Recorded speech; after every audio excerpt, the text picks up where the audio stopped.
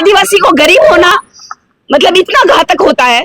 19 case हुए हैं मेरे पे और आज भी मैं लड़ रही हूँ और आज मेरा केस नहीं लिया जा रहा है। जब हम अपने लिए न्याय की मांग कर रहे हैं, आज हम जब अपनी जान की भीख मांग रहे हैं, तो ये लोग क्यों इस तरीके से हरकत कर रहे हैं, पूछिए जरा। लेकिन सोचिए जब मेरे साथ ऐसा हो रहा है तो गरीबों के साथ कितना अन्याय होता होगा।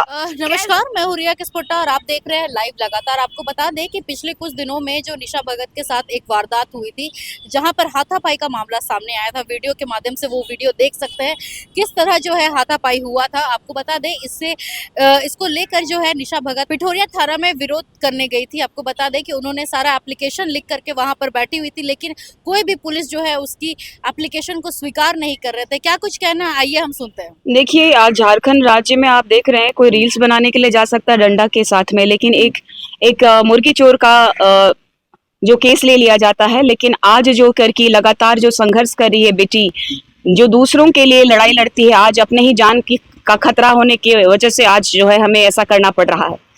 मुझे बहुत दुख हो रहा है इस बात को कहते हुए कि मैं झारखंड राज्य की आदिवासी बेटी, जो इस देश की मूल मालिक जो करके आज संघर्ष कर रही हूँ जल जगल जमीन के लिए, अपने धर्म के लिए, अपनी संस्कृति के लिए, अपने परंपरा के लिए। लेकिन आज जो है पिठोरिया थाना में जब घटना घटी थी 2 तारीख को, उस समय में थाना प्रभारी आए थे। उसके बाद में लोकेशन मांगे थे वहां पे, जिस समय अपराधियों ने वहां तांडव किया। उसके बाद में थाना अगर पहुंची है तो अगर थाना वहां पहुंचती है तो उसके गाड़ी में हथियार नहीं था, वो भाग क्यों गया। दूसरी बात है कि थाना प्रभारी कह रहे हैं कि वो अपराधी है, वो फरार रहता है, इसीलिए वो भाग गया। लेकिन क्या ये मेरा केस लेने का दायित्व नहीं बनता है? अगर थाना प्रभारी जान रहे हैं कि वो क्रिमिनल है, वो जान रहे हैं कि वो सच में असामाजिक तत्व से मिले हुए जेल जा चुके, अपने ही परिवार के 2 लोगों की हत्या करके जा चुके हैं, तो ऐसे में सोच लीजिए थाना को गेट में ताला लगा देना। थाना में गेट में ताला लगता है क्या? न्याय का मंदिर होता है। और अगर हमको न्याय चाहिए तो हम माननीय सुप्रीम कोर्ट, माननीय हाई कोर्ट, माननीय सिविल कोर्ट जाएंगे। केस तो रजिस्टर होनी चाहिए। क्या ऐसा कारण है, क्यों अपराधियों को बचाया जा रहा है? रांची में लगभग 45 थाना होंगे और पूरे झारखंड में 606 थाना होंगे। लेकिन क्या मुझे ये बताइए कि अगर मेरे साथ ऐसा हो रहा है, क्या ऐसा बड़ी ताकत है जो करके निशा भगत के जान खतरा में है, इसको नहीं दिखाना चाहता है झारखंड? लगातार मैंने संघर्ष किया है और मैंने गुमला के उपायुक्त महोदय को, गुमला के अनुमंडल अधिकारी को, गुमला के एसपी साहब को, राष्ट्रीय अनुसूचित जनजाति आयोग, वहां भी पता है कि मेरे जान माल को खतरा है। और मेरे बारे में जिस तरीके से लोग जो सोशल मीडिया में लिख रहे हैं और मेरे कई फोटोज को जो लगातार है एआई के माध्यम से गलत फैला रहे हैं और मेरा बदनामी करना चाहते हैं, ताकि हम जो है सच्चाई के साथ ना लड़ सके। बदनाम आज अगर हमको इस तरीके से गाली गलौज किया, जबकि उस लड़के से मेरा कभी भी कोई बातचीत नहीं है, पहले से षड्यंत्र रहा होगा तभी ये हमारी गाड़ी को रोका गया है। अगर षड्यंत्र नहीं होता तो आप मुझे बताइए कि क्या वहां पे थाना प्रभारी पहुंचे तो क्या एक्शन किए? उल्टा कह रहे हैं कि ये हथियार नहीं था, केस कमजोर करने की कोशिश कर रहे हैं। फिर उन्होंने कहा कि आप पे भी केस किया गया। मैंने कहा केस किया गया है तो आप केस लीजिए ना, मेरा भी केस लीजिए, उनका भी केस लीजिए, हम लोग लड़ेंगे। जो सच्चाई में होगा वही इंसान जीतेगा। लेकिन ये थाना सुनने को तैयार ही नहीं। ये थाना जो है कि अगर मुझे कुछ हो जाता है, इसी थाना परिसर में हूं मैं फोन करते रह जाऊंगी, ये लोग तो पहुंचेंगे ही नहीं। तो फिर मैं कैसे अपने आप को सुरक्षित महसूस करूं पिठोरिया थाना में?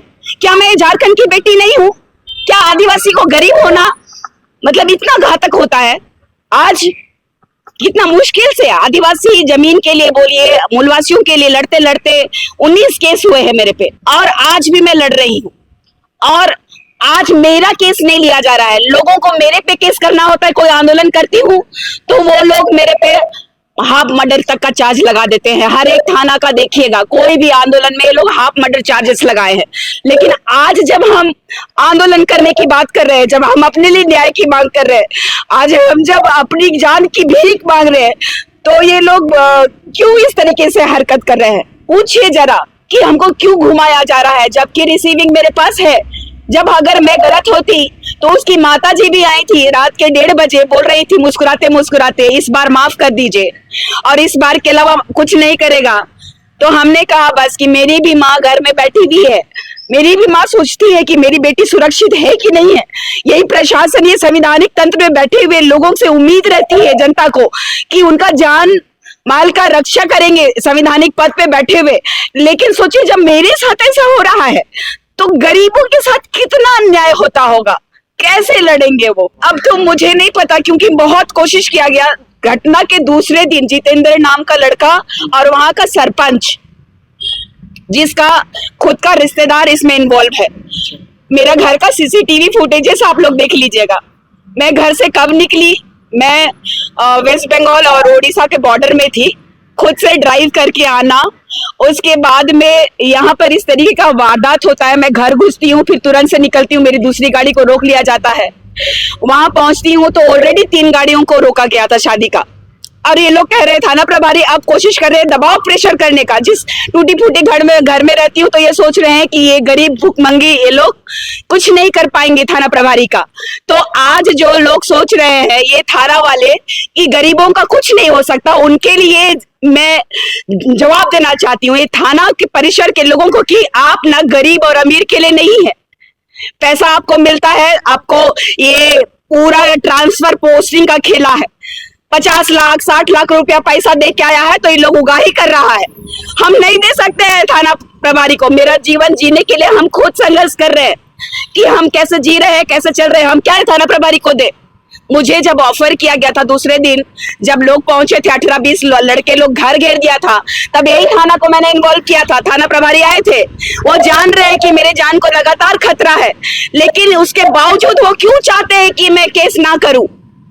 लगातार आप लोग यहाँ दूसरों की, तो आदिवासी बड़े बड़े नेताओं की हकों की आवाज के साथ खड़े रहते हैं, आप उनके साथ रहते हैं, या आपके साथ कोई? आप कह सकते हैं मैं अकेले ही लड़ी हूँ। लोग सोचते हैं कि निशा भगत इसकी उसकी आरएसएस बीजेपी फलाना दिखाना, आप देख लीजिएगा कुछ देर बाद पता चलेगा ना कि इसके पीछे का षड्यंत्र कहीं ना कहीं यहाँ के स्थानीय बीजेपी नेताओं के द्वारा ही किया जा रहा है। इसमें कोई दो राय नहीं है। यह बड़ा चेहरा है तभी ऐसा हो रहा है, नहीं तो मैं हमेशा सबके लिए लड़ती हूँ। आज मेरे जान पे पड़ा हुआ है। लोग कहते हैं कि निशा दीदी तो भाई बड़े परिवार की बेटी है, उनके पास सुरक्षा है, सब कुछ। मेरे पास क्या है? एक गुमला गांव देहात से उठ करके अपने समाज के लिए लड़ने के लिए आई हूँ, न्याय मांग रही हूँ। उल्टा मेरे पे गंदे गंदे एलिगेशंस लगाए जाते हैं, उल्टा मेरे पे बहुत सारी चीजें जो करके कोई भी लड़की के लिए सहनीय नहीं है। ये झारखंड राज्य में माननीय सीएम के रूप में आदिवासी बेटा बैठा है। हम अपने ही बात करें, अपने धर्म की रक्षा की बात करें, हम अपने समाज की रक्षा की बात करें, हम अपने जल जंगल जमीन की रक्षा की बात करें। हमने तो कभी किसी का नहीं लूटा, हमने तो किसी से नहीं लिया। आज एक एक पल, एक एक क्षण मुझे लगता है कि कब मैं मारी जाऊंगी। ना अच्छे से खाना खा पा रही हूँ, सीसीटीवी कैमरा चेक करते रहती हूँ, और ऊपर से सरपंच ने ये भी कह दिया कि सीसीटीवी लगा हुआ है तो क्या हुआ, आप बच जाएंगी। तो ऐसे प्रवृत्ति के लोगों को ये थाना प्रभारी क्यों सह दे रहे हैं? मैंने एसएसपी साहब को भी फोन किया, हमारी जो घटना जो है डीजीपी मैडम तक बात पहुंची है, लेकिन ऐसा क्या कारण है? क्या मैं सरकार की इतनी बड़ी दुश्मन बन गई? क्या मैं सरकार के खिलाफ बोलने का हम आम जनता को कोई अधिकार नहीं है? क्या हम जो गलत हो रहा है उसके खिलाफ बोल नहीं सकते हैं? तो मुझे कोई ये नहीं है, मैं अकेले लड़ी थी और लड़ूंगी, अपने लिए लड़ूंगी, समाज के लिए भी लड़ूंगी। मुझे कोई दुख नहीं है। मैं जानती हूँ मेरा समाज जो है गरीब समाज है। आज मेरी बात नहीं सुनी जा रही है तो सोच लीजिए हमारे लोगों का क्या सुना जाएगा। और आज हमारे लोग जो खेती बाड़ी में लगे हुए हैं, और हमारा एक ही मूल आधार है कृषि, और आज हम उनको डिस्टर्ब करके हम नहीं चाहते थे कि मेरी वजह से आज जो है बीड़ा रोपने वाला समय में किसी को भी क्षति हो।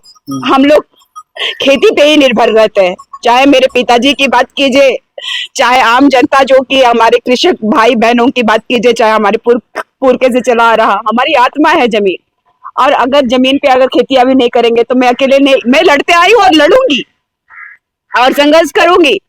और मुझे पूर्ण विश्वास है कि अगर ये थाना नहीं सुन रहे हैं तो कम से कोई तो अधिकारी होंगे, कोई तो होगा जो कि निशा भगत को न्याय दिलाएगा। अगर मैं गलत हूं तो मुझे भेजो ना जेल। मैं तो ये नहीं बोल रही हूँ कि मुझे मत भेजो, मुझे भेजो अगर मैं गलत हूँ, लेकिन इतना बड़ा अन्याय मत कीजिए। हाथ जोड़िए सभी प्रशासन से, इतना बड़ा अन्याय मत कीजिए। लड़ रही हूँ मैं अपने समाज के लिए, मैं खुद के लिए नहीं लड़ रही हूँ, मैं किसी पार्टी से नहीं हूँ। लाइव लगातार के वीडियो को लाइक करें, सब्सक्राइब करें और बेल आइकन को दबाना न भूलें।